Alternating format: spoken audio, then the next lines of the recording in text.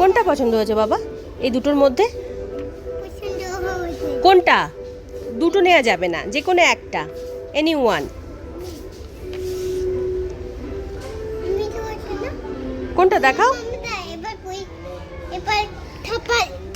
আচ্ছা আচ্ছা, দেখো আগে এটা নেবে না এটা নেবে? কোনটা? দাও তাহলে একটা দিয়ে দাও আমাকে। দাও দাও।